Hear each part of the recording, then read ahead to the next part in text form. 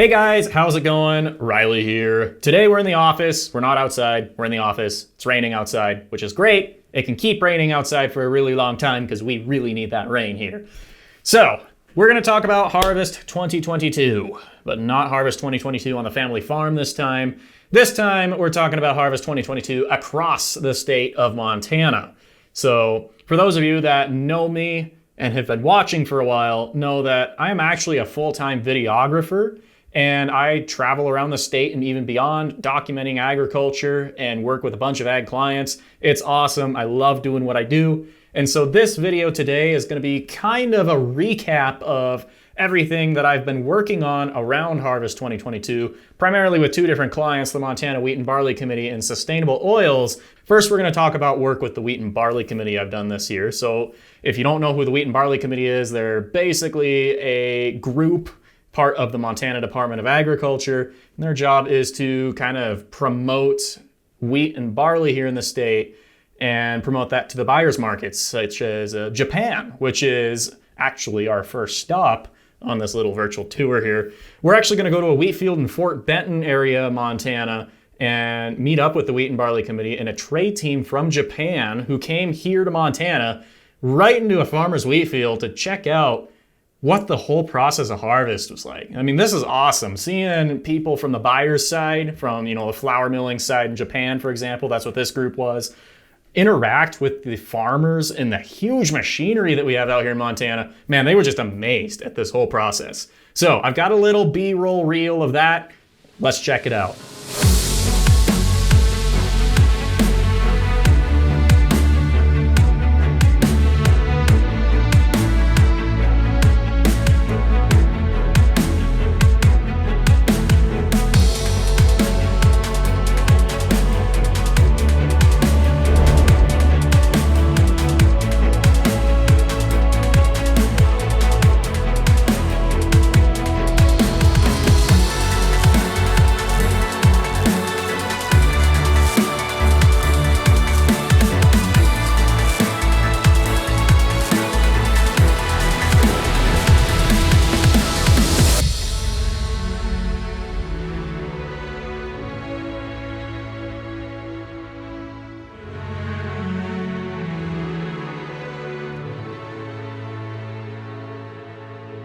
Pretty cool, huh?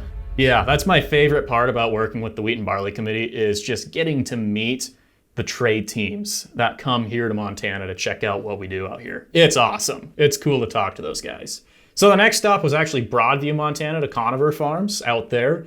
They are just awesome people, by the way, and they had a great year. So you've probably been hearing a lot about drought across the state of Montana again. Well, it's actually really spotty. So the southern corridor of the state and the eastern to northeast corridor of the state have looked pretty well from a yield and quality standpoint this year, which is excellent. I wish the whole state could look like that, but there are at least some parts of the state that did well. Conover's included. They had excellent yields, excellent protein, excellent test weight.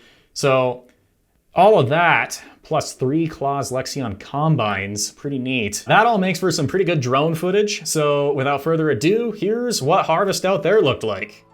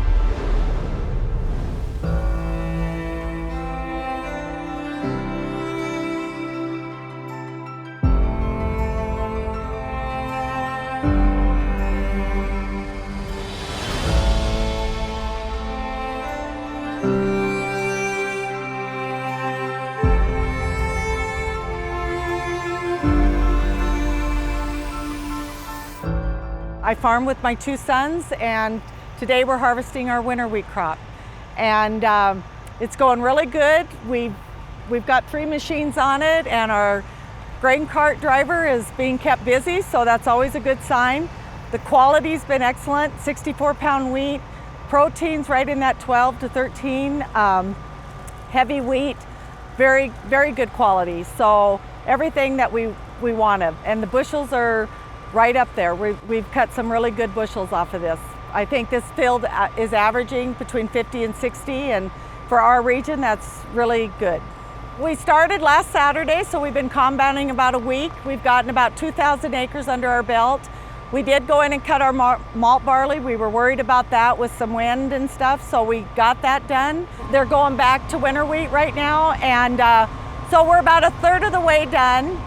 On a normal year, but this year we got a hailstorm that wiped out about 1,700 acres, so that lightened the load a little bit, but we're just going to keep at this probably another 2.5 weeks, and we'll be wrapping it up. You know, we got a really good crew. Our daughters, my granddaughters are on the combine this year. They're 11 and 14, and they're just rolling with the harvest. Everybody's working 120%, and we'll get it in, and it's a very heavy workload right now, but it's very satisfying at the very end. And when you got a product like this, and we can enjoy the sunsets that we've got in Montana this time of year, it's all worth it. So let's talk about Camelina now. So last year, did a video with Sustainable Oils covering what Camelina is, what its purpose is going to be, and why it supposedly fits well here in Montana. Well, we're going to do a little bit of a follow-up with that, because one thing I didn't do last year was actually cover harvest of Camelina, at least here on the Agri Studios channel. Never got around to it. Well, this year I do have a little snippet of 2 versions of harvest. So, you might be expecting the version of harvest with the farmer sitting in the combine, harvesting the Camelina crop. Well, that's coming up. First, I want to show you something else. We're here in Moccasin, Montana today, and behind me in this Camelina field is a pretty cool combine. I mean, definitely the biggest combine I've ever seen. This thing is absolutely massive. It's out there a little ways. Let's take the drone up, see what it looks like.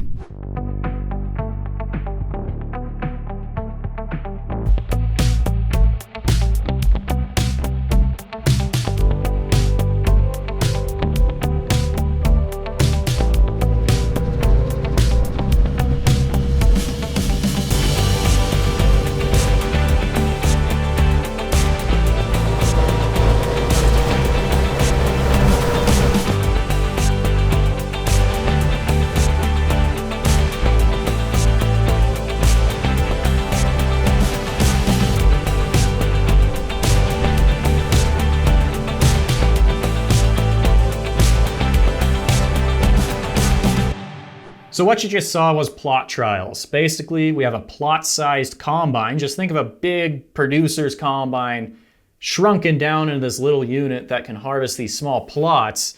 That's what they were doing, harvesting plots, research plots. Each one of those little squares in that kind of field is a slightly different variation of a variety of a Camelina crop. So basically what they do is they plant variety X, change variable Y on Camelina crop X, and gather them individually. They're bagged individually. That's what that second guy sitting in that little plot combine is doing, is filling up little bags, labeling them off so they can, individually test each variety in the lab later. That's what they're doing. Plot harvest, research and development. And this is how crops keep getting better and better. Very cool process.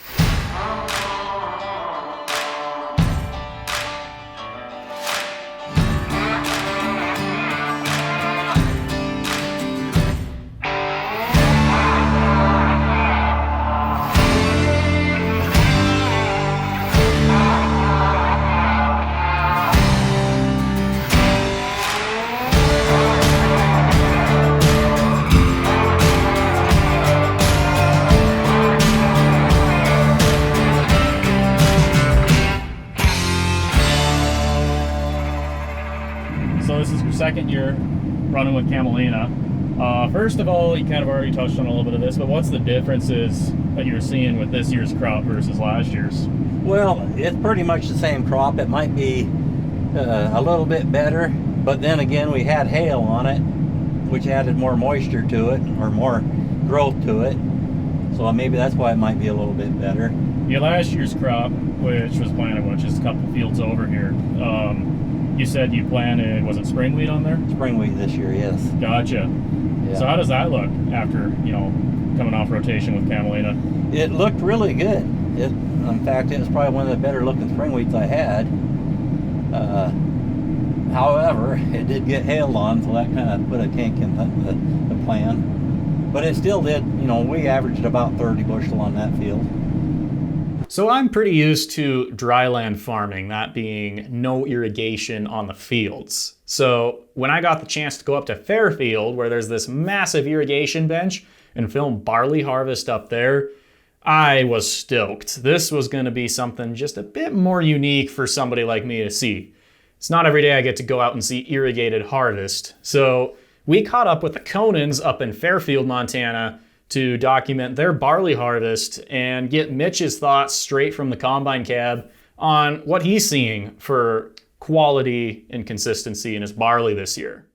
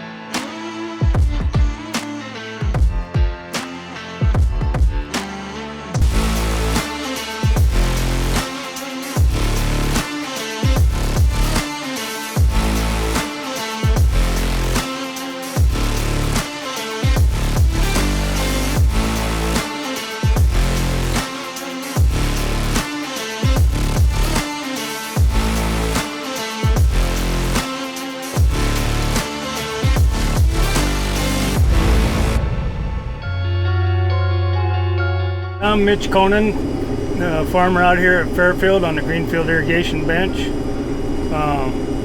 Been farming out here, born and raised right out here.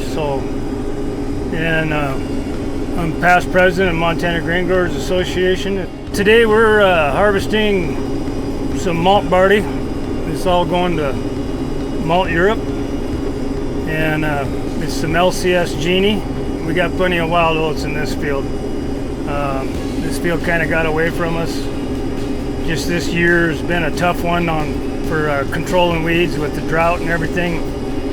Trying to get the timing right, and even if you got the timing right, which we did here, we got the first flush. We had the second and subsequent flushes come in afterwards after we started irrigating, and it's kind of hard to get things sprayed once you're in a irrigation mode. So far, what I've cut this year is I'm probably doing my 5-year average. It's pleasantly surprising me. I thought it was going to be way worse. It's coming in really good. It looks good and heavy, and it's time to get after it, I guess. I'm about halfway through my acres. I raise mostly malt barley on the quality side.